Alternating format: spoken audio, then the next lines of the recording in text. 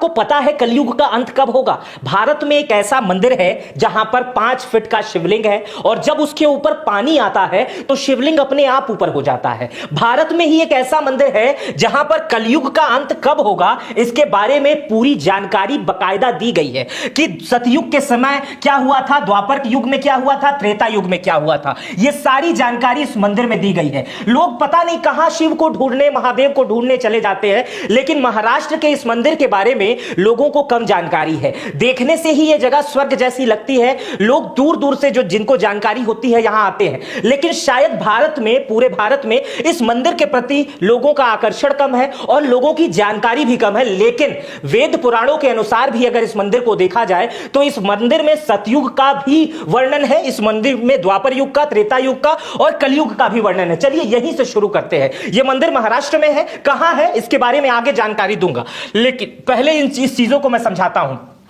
इस मंदिर के में इस खंभे पर, इसी खंभे पर यह पूरा पहाड़ टिका हुआ है। आप जो सामने मंदिर देख रहे हैं यह मात्र इसी खंभे पर टिका हुआ है और इसमें लोग जल देने जाते हैं। आप वीडियो में देख रहे होंगे यह जो खंभा टूटा हुआ आप देख रहे हैं यह सतयुग में टूट चुका था। यह जो खंभा पूरा टूटा हुआ देख रहे हैं यह त्रेता युग में टूटा था और यह जो खंभा आप देख रहे हैं यह द्वापर युग में टूटा था। और कहा जा रहा है, कहा जाता है, ऋषि महात्मा कहते हैं कि जो ये खंभा आप देख रहे हैं, यह खंभा, ये जब कलयुग में इसमें भी क्रैक आना शुरू हो गया है। जब कलयुग की समाप्ति होने वाली होगी तो यह खंभा टूट जाएगा, मंदिर पूरा धंस जाएगा और पहाड़ विनाश का रूप ले लेगा और इसी खंभे पर यह पूरा पहाड़ टिका हुआ है। अब आपको लग रहा होगा कि कितनी हैरान करने वाली बातें हैं, कितनी महत्वपूर्ण चीज है और यह भारत में ही यह रहस्यमयी जगह है, हम जानते क्यों नहीं है। आइए चलिए बताता हूं कि कहां है यह मंदिर और आप कैसे जा सकते हैं। तो सबसे पहले आपको जाना होगा दोस्तों अहमदनगर जिला में हरिश्चंद्रगढ़ अंबिका पहाड़ी और इस मंदिर का नाम है केदारेश्वर मंदिर। केदारेश्वर, केदारनाथ का नाम सुने होंगे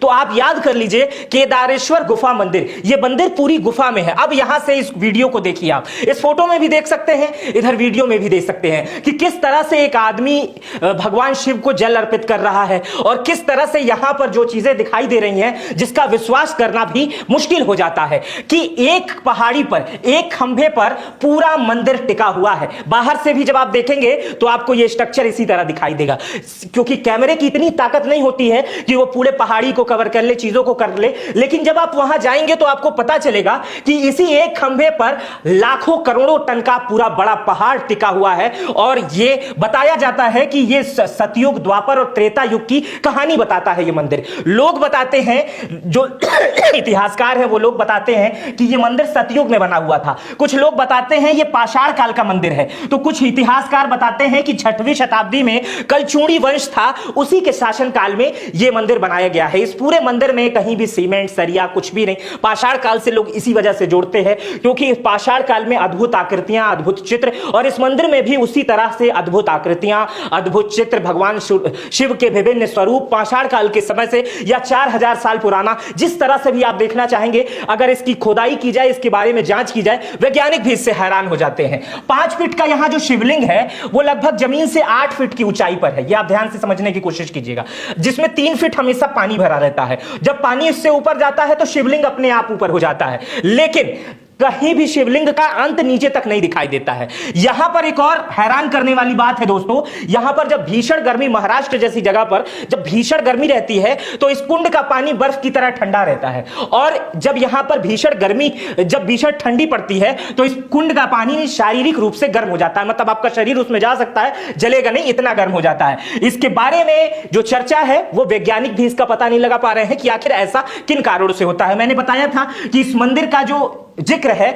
वो कहां कहां किया गया है, तो मैं बता दूं, मत्स्य पुराण में, अग्नि पुराण में, स्कंद पुराण में, शिव पुराण में इस मंदिर का जिक्र किया गया है। इसके अंदर एक गुफा है जिसके अंदर रहस्यमयी सीढ़ी है, आप ये देख रहे हैं। इस रहस्यमयी सीढ़ी कहां तक है, कैसे गई है, इसमें पानी कहां तक भरा है, तमाम गोताखोर जो कैमरा अंदर तक डालते हैं बताते हैं प्रेशर अंदर से फट जाता है, चीजें गायब हो जाती हैं, लेकिन इस सीढ़ी का अंत नहीं पता चलता है। साधु संत बताते हैं कि इसके अंदर बहुत शिवलिंग है और रहस्यमयी चीजें हैं। क्या क्या बोलते हैं इस विषय में, जितना गंभीर आप सोचेंगे उतनी गंभीर बातें निकल के आएंगी। फिलहाल इस मंदिर के बारे में आप हरिश्चंद्र गढ़ के बारे में, अंबिका पहाड़ी और के बारे में और केदारेश्वर गुफा मंदिर के बारे में आप जानते थे या नहीं जानते थे, ये मुझे कमेंट बॉक्स में बताइएगा। लेकिन जब मैंने इसके बारे में सुना तो मेरी इच्छा हुई कि बहुत ही जल्द मैं इस जगह पर जाऊंगा और इस अद्भुत मंदिर को देखूंगा कि शायद लोग न जाने कहां कहां तक चले जाते हैं, लेकिन जहां पर आपको रहस्य दिखाई दे रहा है, जहां पर आपको द्वापर त्रेता युग का अंत होता हुआ दिखाई दे रहा है और वहीं पर पता चल रहा है कि कलयुग का अंत किस समय होगा,